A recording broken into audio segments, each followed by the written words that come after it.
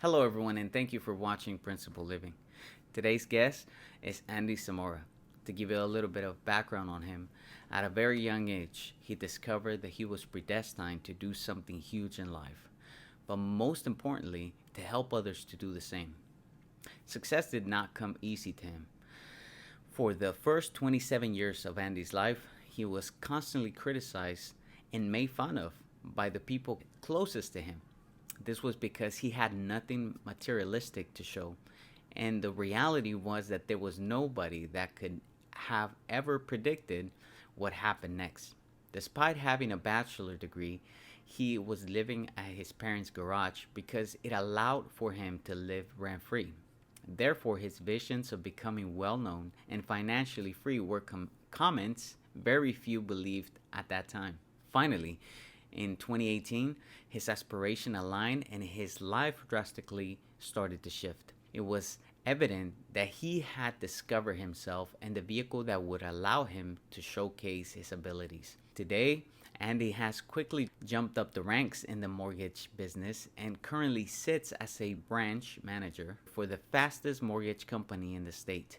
Despite being completely new to the business just 3 years ago, he currently leads the largest team in the company. Not only does he have the largest team, but he's constantly competing for the top spots in the company against teams who have been in the industry for more than 16 years. In addition, what Andy is mainly known for is his team full of hungry young entrepreneurs looking to leave a legacy behind by helping Latinos to raise their standards, to do more, to help more, and leave more for the next generation. I would like to present to you guys Andy Zamora. Welcome back to Principal Living. Today we have a special guest, Andy Zamora. And just so he can give us a little bit about what he is all about, he's going to tell us what he does and who he is, so you guys can know a little bit more about himself. But first of all, thank you for being here, Andy. We really appreciate it. And if you don't mind, if you can give a little bit of background, where you're coming from and who you are, so the audience can know a little bit more about yourself. Yeah, of course. So I was born in Watsonville. Okay. The Watsonville, agriculture everywhere, and we moved at the age of 3 to Riverbank, 5 minutes from here. Okay. Freshman year, we moved to Phoenix. We come from a migrant family. I'm second generation, so parents don't speak English. They work the fields everywhere, the grapes, the strawberries, the peaches, you name it. Got it. So then we moved to Phoenix.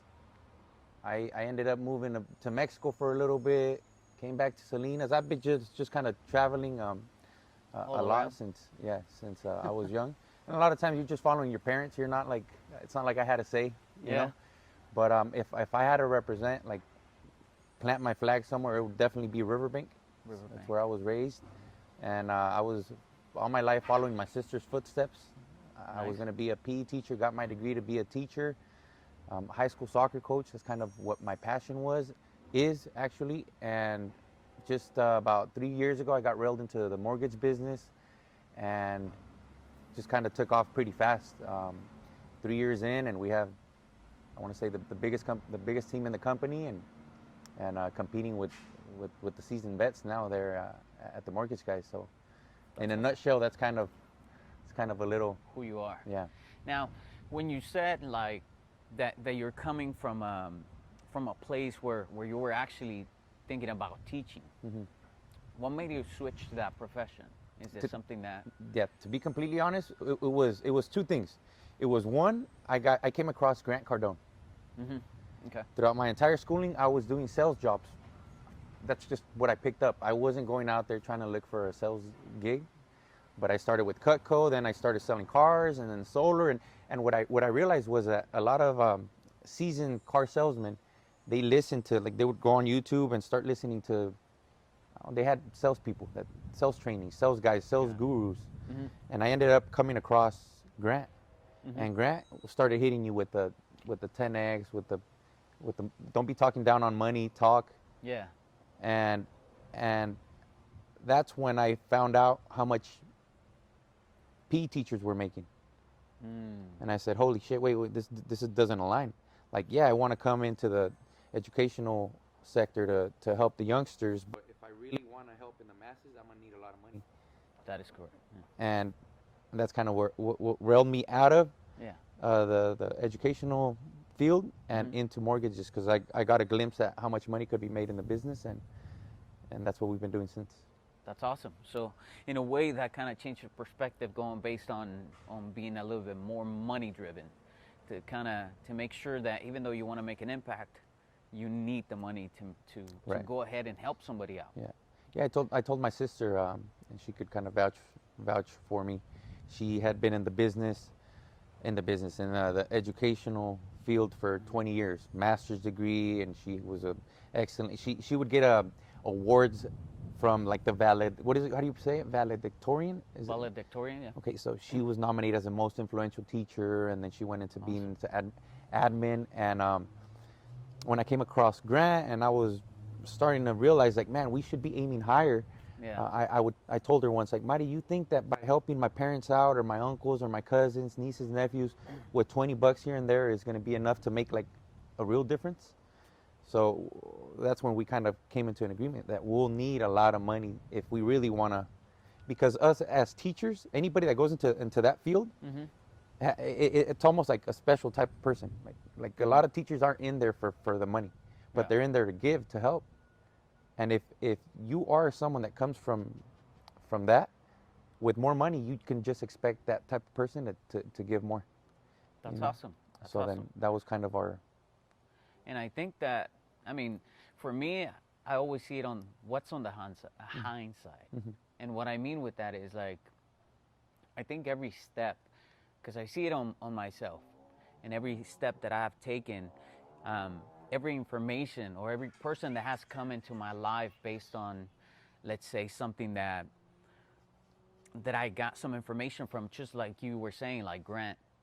I got introduced to Grant as well, and I thought about, like, you know, back when I was younger, I could see, like, I would be making like $15 an hour, and then I would be like, man, if I could only make $20 an hour, I think I would be in a better place.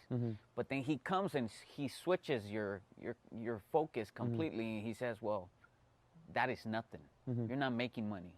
And then he started to explain, like, how you can make more money, and it just makes so much sense that you're like, what the hell am I doing? Right? So, but at the end of the day, I feel like everything happens to you for a reason. Right.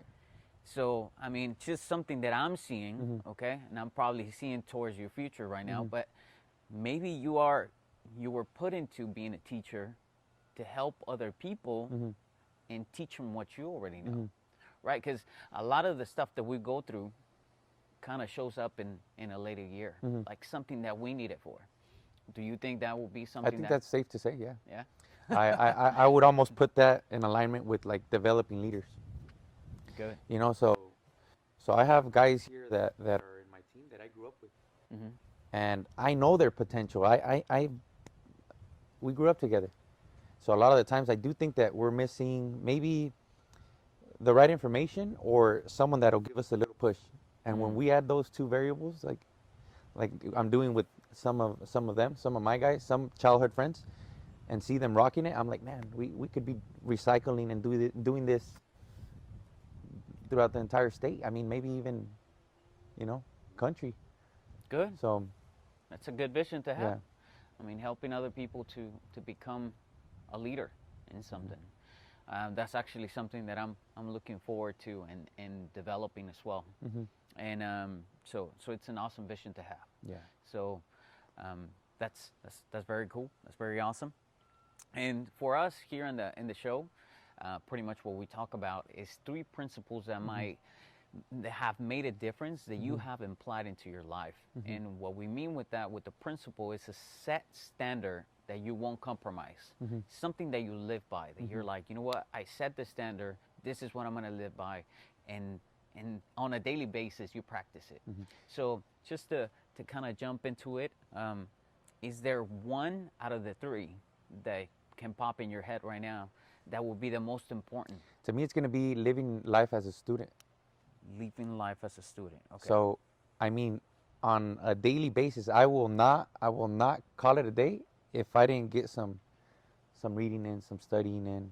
I was just mentioning to you that that my focus recently this past month with the book club was just to pump out positive energy. Like if I were to credit one thing to my recent progress, it had to be that I picked up the books, that I started picking up books. Hmm. And if Okay. I could help more people and pump more of that out to the masses, because that's our only non-negotiable in our team. We are to read one book a month and write about it at the end of the month. I don't say that there's got to be quotas at the end of the month. I don't tell them that they got to dress to impress, to show up to the office. Sometimes a few of them get there a little late. Sometimes they leave. I don't have anything other, or my sister and I don't have anything other than the book report at the end of the month. That's a must. That's the only one. I think that's a um, great principle to live by. Yeah. And the reason I've I've seen this myself as well, that when you stop learning and you think you know everything, you stop growing. Yeah. As soon as you think that you know everything around you and you're not looking for more information or more ways to grow, you stay stagnant. You never grow anymore. So the reason that you're looking more towards like reading and pretty much growing yourself already makes a good a good feature on you to become a leader. So that's an awesome principle to live by. Yeah, I know. My sister asked me yesterday. She's like, oh no, this morning. She said, relax. You need to chill. And I always feel like I need to be learning. I need to be on the move. I need to be making sure that I'm learning, that I'm growing, so that I can give my guys something new all the time, every day. I want to feel like if we have a conversation with my guys, every conversation they're taking something new. That's good. So I always feel urgency to see what I can come across that I can pass on to my people. Well, one thing that I believe in, and a principle that I live by, is that in order for you to be a leader, you first need to discover who you are, and you need to grow yourself, because you can only bring a person to a certain level where you are. You cannot take somebody higher than you because you haven't been there. So you can only raise the person so high to where your level is. So the reason that I will see that in you, that you're probably looking for more information, is because you're looking to grow, to bring people up. Just like you said, those were your exact words. So that is a good trait for a leader. So that's Thank you, awesome, brother. brother. Um, is there something that that changed, or what was it that really got you to really grow yourself? Was it an experience? Was it something that happened when you were a kid that was like, okay, you know what? I need to change this. Like I need to read. I need to grow myself. Yeah. So about 5 minutes from here, my parents have their investment home. They rent it out. And while I was in college, my dad would call me up and tell me, Mijo, why don't you go stay at the house? Why are you paying? It was $300 at the time that I paid for rent in a big ass house, nice house, 2 stories, 5 rooms, and we had roommates, like many college people, do. And he fixed up the garage for me. He made it a nice little dwelling there for me. Kitchen, restroom, shower, and that was my living space. But during the winter, like during these times, it's cold as shit in there. And during summers, it's a sauna. So then at the time, I had a girlfriend, and I had my girlfriend living there with me, staying with me, and and it was pretty embarrassing. Like when I go visit there, it takes me back to my mindset that I recall having. It takes me back to the standards that I was okay with, of being someone that I knew my potential. I knew I was I was a kid going to mom's house and saying, "Mom, I'm gonna be a millionaire." Like, you don't have to worry about the social security. I'm your retirement. You guys, I got you. But yet, I had to come back and drive back to the garage where I was living rent free, because my dad convinced me to go from like that nice house where I just paid $300 and come to the garage, so that I didn't have to pay anything. I had a girlfriend that was really pretty at the time. Everybody thought I was gonna get married, and I had her living there in the garage. And there was one night where a cockroach passed through her face, and she yelled, and I turned on the light, and it was like, oh shit. And I thought to myself, what the fuck am I doing here? why am I okay with this? So that was a moment when I said, I'm getting out of here. Like, I need to figure something out because it's me. It's my fault. I'm a badass. I look in the mirror and I'm like, Andy, you're an animal. Like, what the heck are you doing here? And that's when I started switching it up. I said, all right, what are my buddies doing? I need to figure this out. I see them all going out on the weekends. On Thursdays, they're ready to go to downtown, and there's a couple joints that people go and start honey, checking out the ladies and all that stuff. I said, I'm not doing that. I'm not drinking. I'm not hanging out on the weekends. I'm not even following sports. I'm not even playing sports. This gym thing, I cut everything. I said, I saw what the masses were doing, and I said, I'm doing the complete opposite. The opposite. And there's just one quote that's like 99% of the people want to do or live the life of the 1%ers. So it was kind of like I tied it to that. I'm like, 99% of people are doing this. Perfect. I shouldn't do that. I need to figure out like what the 1%ers are doing. And if reading was one of them, that's what I was gonna do. And that's kind of what trickled everything. You know, one thing that I've learned myself is that the most powerful bird in the sky is an eagle, and when they're in their highest, in their best flight, they're like about 5 miles up high, and when they're there, they're by themselves. They're always fly alone. So one thing that I've noticed within myself is that most of the time, and it could be even sometimes our families, that we say if it depends how high you're flying, and you look at your surroundings. So if you are surrounded by pigeons, then you're flying too low. And when you're up there, you're by yourself, but you're at your highest. So sometimes when you see that perspective and you see that everybody that is actually being successful is actually apart from everybody, that's the mentality. Is because I do believe that your environment has a lot to do with how you raise up, what you do in life. Because just like you were saying, you were so comfortable being there, you never realized. You never realized that you actually had to get out of that. Like you were already comfortable because it seemed normal to you. But once I think most of most people that become successful, there's an there's a time in their lives that something happens that changes their That was it. That fucking cockroach. I'm telling you. going going based on your first principle is to live as a student. So always be learning. Always. All right, awesome. And to jump into the second one, what do you think will be the most important principle following the I living think it's gonna successfully? be coachability. Coachability. Because, look, I'll be completely honest. Like, when I moved to LA, I didn't know the business. I didn't know what FHA was. I didn't know conventional. I didn't know shit about nothing. I didn't know anybody. But I could have walked into the room, and you could have looked at that guy and said, like, that guy's walking in like he's part owner of this building or something. So I've always had ultimate confidence, supreme confidence, almost up there. Like when people bring up ego, I can't help but say, man, I've always, as an athlete, I have always aimed to be the guy, you know. But it's not to say that I don't know that there's people that are better than me or that I can take advice from. I've always had a coach as an athlete, as good as I thought I was. I had a coach that I had to listen to, you know. So then I am perfectly okay coming into an environment saying, teach me, like, what's the topic? You know, you depending on the topic, you're the master, Got it. you know.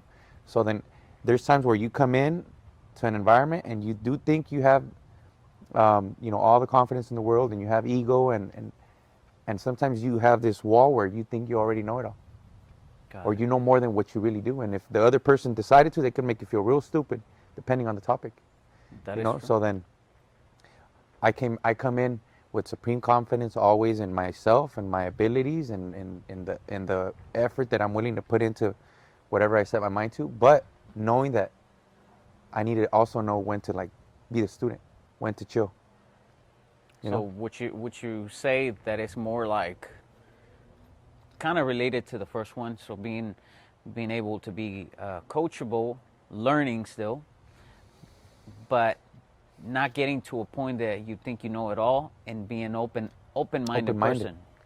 And I think that open mind comes from the right information, from having the right information. You know, so see, look, I have a team right now, and we have the biggest team in the company. And sometimes we have heard that when people join a team that are already seasoned, they come in with the knowing already. They're not open for new ways of doing things because they already have their track record, their experience, and they will come in thinking, I already know how to do this. I don't need, we need to be doing it this way, because, so they don't even give themselves the opportunity to try something different because they already think that they know. So they get stuck in their own way. Which is why I also know that we get a lot of open doors, because I come in saying, hey, we don't know, man, we're trying to figure it out.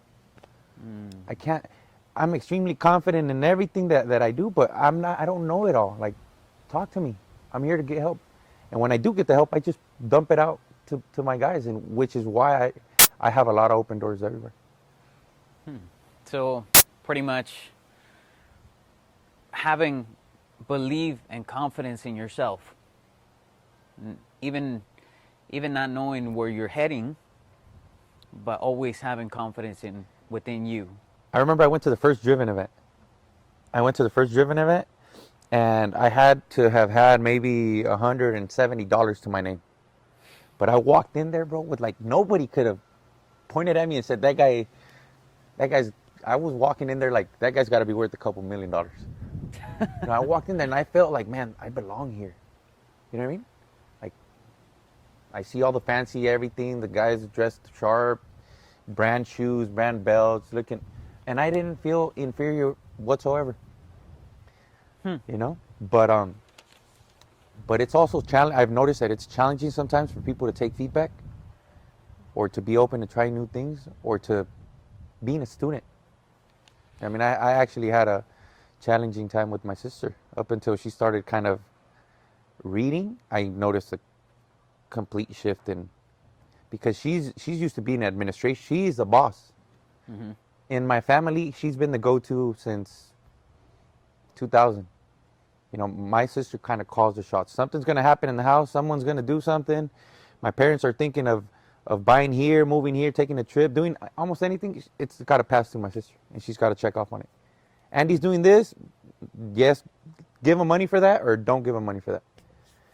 You know, so then now she's got to come and she's got to almost take the little brother's advice. It was challenging at first, but now it's like, now we know how we work, and now because she's got personal development under her belt, or a lot more, that's not an issue anymore. Yeah, I believe having the right information and getting pretty much wisdom can make you. There's actually a verse in the Bible that tells you about that. That when you learn the laws, like the principles of the, in a way, of God, you'll be wiser than those that know facts. So pretty much, they'll come for you for advice. They'll come to you for advice, even though they might be older. And I truly believe that. And I just read something along those lines, bro. I think it almost had to do with the book we're reading, which was about, it talked about why, what, and how. So some people might know the how or the what to do, but then if you're like so in tune with core values, then they actually come to you for. That is correct. You know what I mean? That is correct.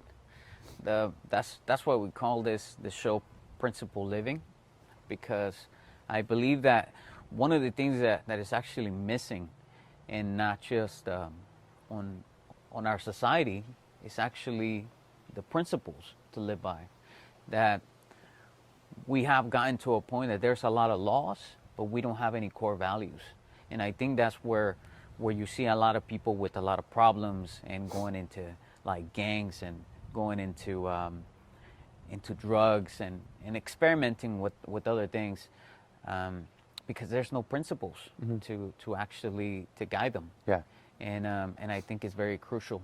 So I think that that principles will make a big change, and going based on the ones you're telling me, one thing that I got from what you were saying, it was that, like, you started and you said, when I was a little kid, I knew that I was gonna do something, and that gave me confidence. And then till this day, you were actually saying that you walked into the driven event, and you were like, you know what, I belong here. This is who I am. What was that vision you had, or what is it that actually make you stand out on that part, like, to actually believe that, even though, because I do believe that the belief you have in yourself gives you a vision towards the future, where it makes it almost real, to the point that whatever's going on around you at the moment can actually kind of blur out a little bit. So you're not consumed by, like, oh crap, I'm here, or there's freaking, I'm in this little apartment, and I'm rent free and I'm not doing anything. But you're actually looking towards, like, okay, this is what I'm gonna do, and this is who I am. I credit that to my third grade teacher, bro. My third grade teacher told my mom, hey, your kid, my nickname at third grade was the golden boy in her classroom. I told the story here to my sister. And all it was me being competitive. Me and my best friends, there was a chart of like 15 multiplication tables, and 5 minutes before the class was over, the teacher would hand us our homework, and in those 5 minutes we would knock out 100 problems. And we would hand it to the teacher, and it was 1 or 2 problems that me and my buddy would get wrong. So we were like pretty up there in the chart, way above everybody else, and it was just us being competitive. I know 4th grade they wanted to bump me up to, like, but the point is that teacher told my mom, hey, your boy could do anything he wanted. Like, he started planting those seeds, and that I heard my mom come home and tell my siblings that. So it like brainwashed me. At the end of the day, I was a little kid. I didn't even know what was going on. But that always stuck with me. So then 5th grade comes around and the ladies come into the picture. You kind of find out that boys, girls, they're supposed to date. And then middle school came, and then it was like, okay, academics are out the window. Now it's the dating thing, the sports. So that comment always stuck with me, even though from 6th grade on, I never had good grades. It was always, what's the minimum GPA just so I can continue to play sports? 2.0. Okay, well, I had like a 2.2, just enough to be eligible. But I never felt like my GPA, I never felt like my grades, I never felt like the money in my bank account had anything to do with my potential or what I could be one day. That's so awesome. Then when I was at the driven event with the 100 and whatever it was, I didn't feel any less. That 3rd grade teacher planted something in me that I've carried with me since 3rd grade. That's awesome. That's awesome. The power of one little sentence, right? The power of someone's words, what they can actually do for you. That's pretty awesome, man. So then now I go around and like, there's little kids around here. Like, I love to come and drive the Lamborghini that I have, because the little kids draw to that. And that was the whole story behind the Lamborghini, because I let everybody use it like if it was a Corolla. I don't care. But I do love it when the kids are like, man, I know that car is not easy to get. So then I plant those seeds with every little kid. Before the Lambo, I would always plant those seeds, because I don't know who it's gonna serve one day. So then that's been the story behind that car. I know that we get mentored and talk about or we get mentored and we get told that money follows attention, and a car like that could get you attention, which personally I think would probably be the wrong attention if it was from a business standpoint, because people would be interested in being in proximity for maybe the wrong reasons. But it's actually for the youngsters to come here. I'm gonna tell you something. This is what you do. This is what you should do, and I'm pretty sure it could get you wherever you want to set the standard. So then I don't know how I got there, bro, but just wanted to share that. So it's pretty much being able to plant the seed to make it sound like it's possible. Yeah. That whatever you're coming from, And not make it sound like it is. That's good. Yeah. That's so good. I mean, going based on your background, I mean, there could be a lot of people that could be in your same shoes and probably just looking at their situation, not being able to make it, just because, you know, there's a lot of people that actually get stuck just thinking about what had happened in the beginning. But I always think that your end is worth more than where you begin. Yeah. Right. So I think it's a good thing to plant those seeds. Oh, yeah. Because I mean they can make a big change, and that's an awesome thing to do, bro. I love that. I'm gonna get a car just for that too. I'm gonna get a Lamborghini. Yeah, just that'd for be a good way to get the youngsters' attention.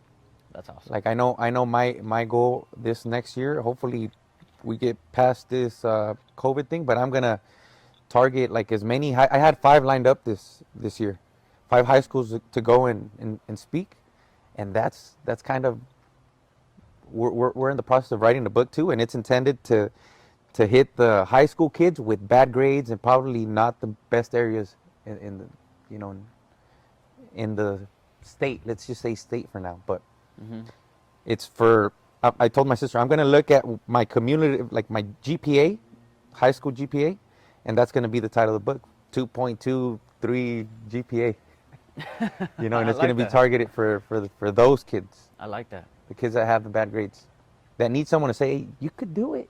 Yeah. You could still do it, you know?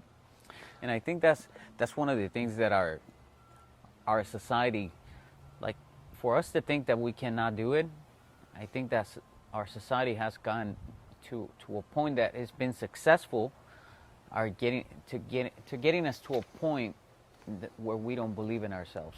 And I think just like you were saying, or we were talking about a little bit earlier, when we separate ourselves and try to do our own thing and try to not follow everybody, let's say follow the crowd, Yeah. that's when things started to change. Because like I said, if we stay just on the same mentality that our society has, we are going to be like them. And at the end of the day, we're not going to make an impact. So stepping out of that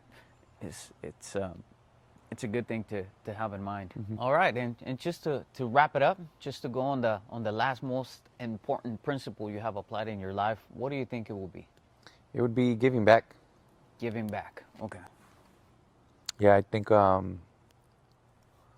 I know 2019, bro, was like the year of my life, because other than the car, I did some crazy shit. I mean, I did almost just about a lot of things that I had on my checklist. I was like checking everything off. I made more money than I had in my entire 20. It was 250,000, which was, to me, it was more than ever. So I traveled to like 7 countries. To me, one of my biggest dreams was to go to Spain to watch Real Madrid. I'm a big soccer guy. Real Madrid, Barcelona. So I did that, and again, I realized that, man, I'm having all these really cool experiences, but where, like, my people aren't here, like my family isn't here, my friends aren't here. So then it became a mission I need to make sure that I'm not the one cutting the check, picking up the tab for them to be here, but how can I help them all be able to afford all of this and do the same for their families and their loved ones. So even our team name is the next generation. That's our name. And the way I told my sister that we ought to be thinking is, if we set the standard on getting a college degree, it's great. It's a great standard. And for the most part, we will be able to take care of the people under our roof. That's the typical standard. You know, you're gonna raise a family and you're gonna take care of them, tu esposo, esposa, and you should be good. And you're already doing more than what's expected if you're able to help out your parents a little bit. But that's where we choose. Like, it's an option to make that the standard. So then I told my sister, like, why not help like the masses? Why can't we be like those people that we go to Mexico and there's a little statue of people there, and I like to read, like, who was this person? Like, I want one of these motherfuckers in my ranchito. Like, I want to do something so impactful for our community, our people here. They put one of those my face and your faces. We're gonna do some damage here. We're gonna help a lot of people here. And then I came across again the whole generational wealth. So it became a way bigger purpose of helping than just us. Like, why can't we be the type of people that leave something for your kids? So then everything we're doing is not even for kids that we're gonna get to shake hands with or hug, or we're planning on working and leaving something for the next generations. Got it. You know, so I tell my guys, hey, don't be selfish. Like, si se mira, if they're looking like they're already getting a little complacent, I'm like, you're being selfish right now, bro. Like, what about your tia Maria over there? You know she's struggling, and you have all the potential, you have the opportunity here, you have everything, all the resources, the right information to lend a hand if you chose to, but you're choosing not to, bro. You know. So then, I have a lot of tios that I plan on, like, I know what you like. I'm gonna get you set up with the business there. Ooh, I know what they're into, so I plan on being that for them. That's awesome. That's a great thing to have in mind. Yeah. You just remind me of something that I had an interview with Matt Monero, and he made over $150 million last year. So this guy, solid, is pretty well off. And one of the things that he told me that was one of his dreams, and he's able to do right now, is for whoever comes to him, he's let's say the provider. He's the problem solver.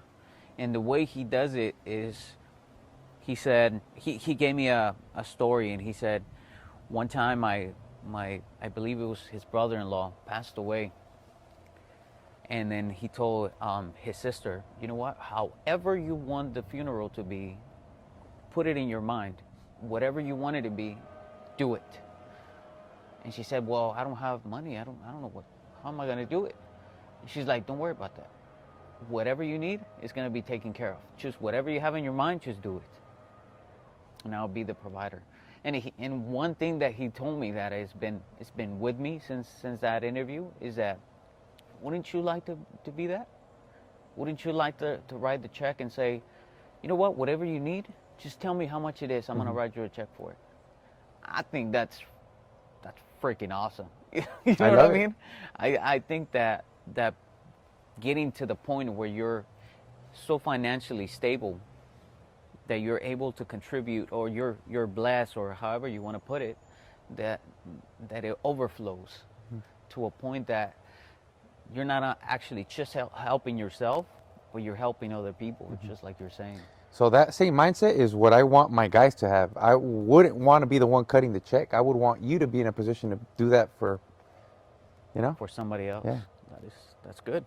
That's a really, really good good thing to do. Yeah. About giving back. You were telling me that you do some type of book club, where actually if people don't do an assignment, they have to put some money in, and you give it away to a certain charity. Can you tell us a little more? Yeah. So I was telling you that I was doing a little bit of studying on like money. We're starting to see a little bit more money come in than what we're used to. So we want to know how to go about it. And then there's people that are coming to us, trying to create some partnerships, and we want to make sure that we're staying ethical, that we're staying true to our core values. And I know that in one of those trainings, it talked about happy money, unhappy money. And it talked about money being nothing other than energy. Like when you get energy, like let's say someone put a briefcase of money in your lap, like what type of energy would you start feeling? Is it making you feel confident, secure, joyful? Like what, or when you don't have it, how do you feel? Because it's just energy. Yeah, worried, scared, and that's where it was talking about, dump out nothing but positive energy out there. And you can almost expect, the whole universe thing and the law of attraction stuff. But the point is that I said, no, I don't want to do this partnership because it's unhappy money. It's not what I'm into. And I thought to myself, if I could put positive energy out there, what would that look like? What has helped me? And I knew it was reading. So then that's where the idea came about. I'm gonna start a book club. It doesn't cost me anything other than posts. I'm gonna make it $100 buy-in, so that hopefully that makes people want to finish their book, because they can actually get that money back at the end of the month if they finish the book and they write a little summary on takeaways. And the summary is hopefully to help people retain some of that information. But the point is that was my way of helping as many people as I could. We had about 100 enrolled, right? But 53 are the ones that paid. And for those that don't finish the book club, we have $5,300 saved up that we're planning on giving to, I don't know, sports clubs, charities. We sponsored a basketball club here in Modesto, so that's where that's going. That's awesome. And it's still putting that positive energy. So I'm sure that good things will come from being someone that, you know, does things like that. That's awesome. So just to wrap it up, we're going based on 3 principles that you live by. One is living as a student, so always being able to listen and never being at the point that you think you know everything, but just keep your mind open mind. Being coachable, so having to be, again, open-minded and be around other people that could be doing something a lot bigger than you, or being in another position, but that can give you something as a contribution to you. And now you're said about giving back. So I think that the 3 principles you live by are pretty awesome. I see it in other people that are actually growing, and I think you're in a good path, brother. So Appreciate that. I think that you're doing good. Other than that is, if people want to reach out to you, so your first priority business is to do loans, correct? So if anybody wants to reach out to you, how can they get a hold of you? It's going to be Andes_home loans. And I try to keep it the same. Facebook as well, make it easy for everybody.